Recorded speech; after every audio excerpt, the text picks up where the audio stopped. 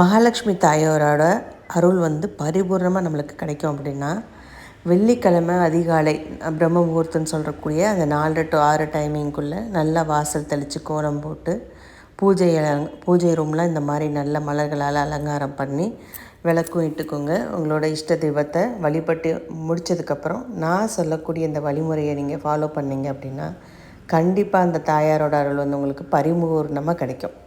இப்போ ஒரு கிளாஸ் பவுல், இந்த மாதிரி ஒரு மண் அகல் விளக்கு அந்த மாதிரி ஒரு பவுல் இருந்தாலும் பரவாயில்ல, இல்லைனா இந்த மாதிரி ஒரு பீங்கான் வடிவம் உள்ள ஒரு அகலமான பாத்திரமாக இருந்தாலும் பரவாயில்ல.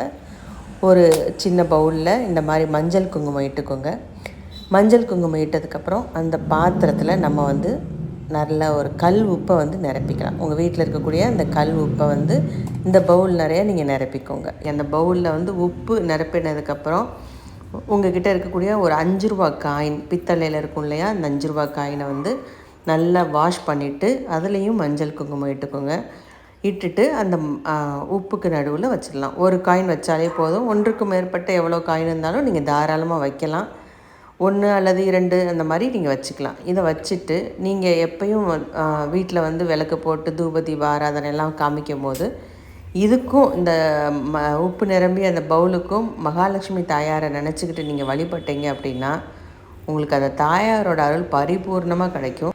இப்போ இந்த உப்பு பவுலை ஈசானி மூலைன்னு சொல்லுவாங்க இல்லையா, அந்த ஈசானி மூளை பக்கமாக இதை வச்சிடணும். எப்பயுமே ஒவ்வொரு வெள்ளிக்கிழமையும் நீங்கள் இதில் இருக்கக்கூடிய உப்பை மறுபடியும் மாற்றிடணும். இதை இந்த பவுலில் இருக்கிற உப்பை சமையலுக்கு யூஸ் பண்ணக்கூடாது.